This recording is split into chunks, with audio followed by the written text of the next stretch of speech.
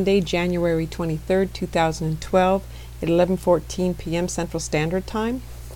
And earlier this evening, or actually 11 hours ago, Fried Games made a comment about NexSat missing 6 hours of data. And so I went and checked it out. So back here on the NexSat website, I pulled up the map of the United States. And sure enough, we are missing quite a few frames. Let's zoom in so we can see the right up here is the date and the time, and if I run this across, you can see that it's going about every 15 minutes, and then when we hit 10:45 it skips over to 16:30. See that? 10:45 to 16:30. So that's like 5 hours, 6 hours. What I want to do is zoom out here and just let it loop through and talk to you about it as I, that's too far out. I'm using Control plus and minus to zoom in and out. And then you can use your arrow keys to, up and down and left, right to position it after that. Up here, this arrow starts the loop. And you can adjust the speed up here. And let's see, I'm watching for the terminator line. Here it comes down, so this is the evening one, and then the morning one will rise this way. Only those are the frames that are missing is the terminator line coming up. There it goes. See, it just jumps way up to the top.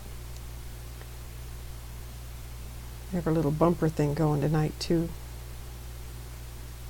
Well, today rather. It was earlier today. So you can see it just skips there. Let's see, I'll do it manually. So it goes from here to here, and then the terminator line's right in here. And then this is infrared satellite that you're seeing here, and this is visible satellite. They've combined them, which is really nice.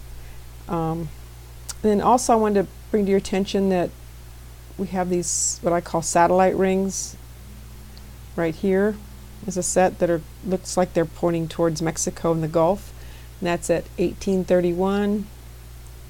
And then 1845, we got another set that's up here into Canada, coming across Nevada, and then coming down into upper Mexico, northern Mexico. So I'm just going to let this play through so you can watch it a couple times, and then I'll go on and talk about a few more things. You can see that this system's moving off. Here where that long snake storm thing has kind of moved off, although it's kind of hard to see since it jumps so far. Looks like this is all one line here. It forms into all one line. See that?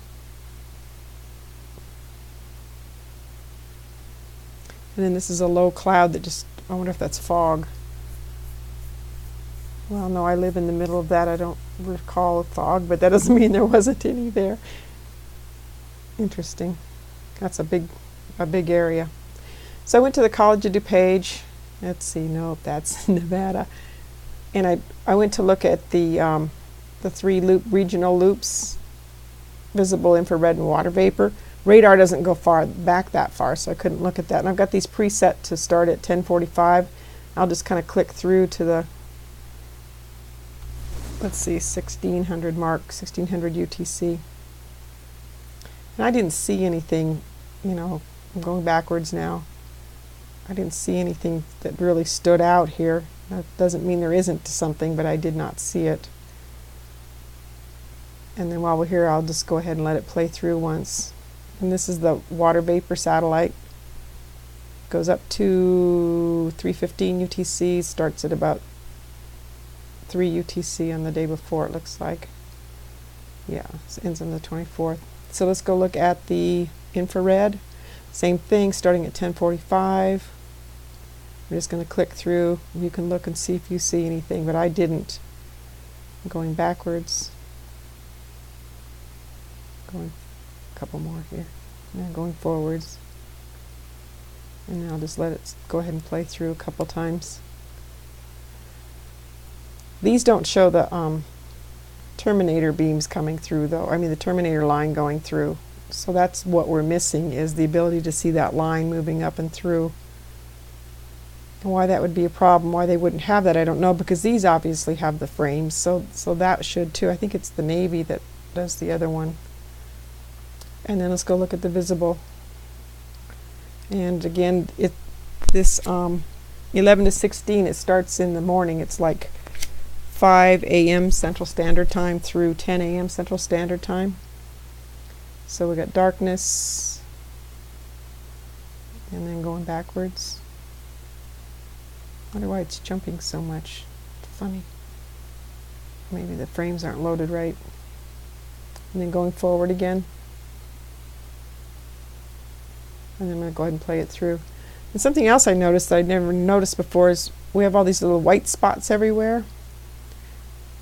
And it must be that the airplanes are showing up, and I mean, you'd see a white spot here and there, but there's quite a few of them flying around. So I don't know if they're using a different method or what's happening there. So what I did then, wondering about the whole thing, is I went and looked at, and I don't know why, I went to look at the earthquakes, and I noticed that we had this earthquake showing up in Barbados, not in Barbados, but showed up, and it showed up at the 1615 mark, which just happens to be when they started the loop up again. So it's all of this that happened before that's missing. And this is coming from the USGS live internet seismic server. So they just have all these different graphs showing the earthquake activity around the world, and you can just go click on one particular map and look at it closely. And because of that, I went to latest earthquakes to see if any earthquakes happened to happen during that gap, and there were two. Here's one at 11:45 near Japan, and it was a 5.3, 49.8 kilometers deep. And then at 16:04, which is just before they resumed it again, well, there's one in Chile, I guess is how you say it. It's 29.7 kilometers deep and a 6.2 magnitude. And the other day I was doing some research on terminator lines. I'm going to go back one here. And this is Wikipedia. It said something really interesting. It talks about it being the twilight zone or the gray line and what it is and how it moves across the earth. And then this was interesting. It says amateur radio operators take advantage of conditions at the terminator, so-called gray line conditions, to perform long-distance communications. Under good conditions, radio waves can travel along the terminator to antipodal points. This is primarily because the D layer, which absorbs high-frequency signals, disappears rapidly in the dark side of the terminator line.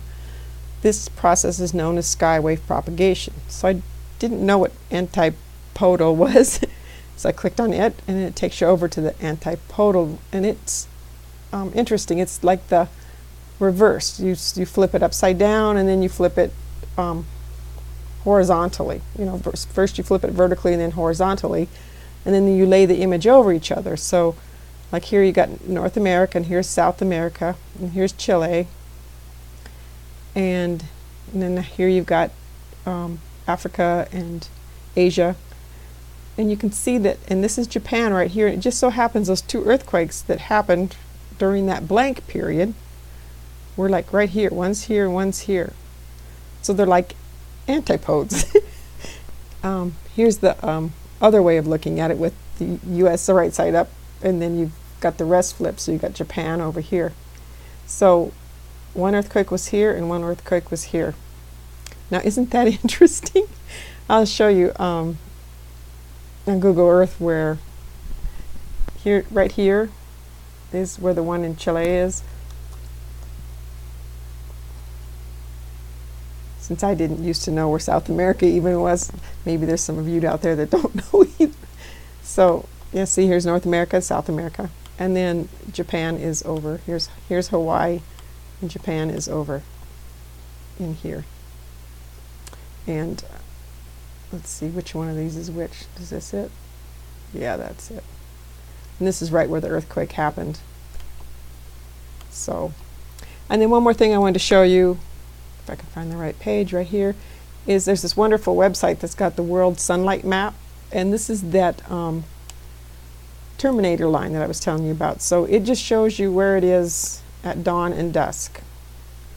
So one's on one side of the world and one's on the other. And then they also have these wonderful, this bigger map to show you. See, it's kind of like a curve thing when you take the world and unwrap it and lay it flat.